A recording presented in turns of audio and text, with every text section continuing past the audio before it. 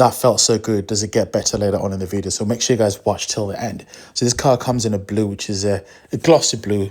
I'm not really a fan of the color. I think I'd prefer this in a British racing green. So this car is perfect. I think I prefer it over the Targa. Yes, I know the Targa's got more, I guess, rigidity to the body, but with this having the top off, just hearing that lovely inline-six engine is just a beautiful thing to hear. It's got a 4S, which means it's got the all-wheel drive, which will be good for you to drive in some of those cold months. If you want to go skiing, I think you'd rather get the coupe.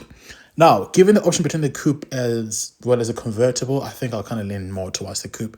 It just feels a lot better. I'm going to focus on the interior side of things. The interior is the best spec. I think black is the best. I do see some of the Porsches that are like all red interior.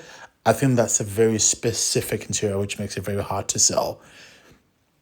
The glossy bits are, supposed on the cheaper side of things, but this car was 2 years old when I reviewed it, and I think it did fare really well.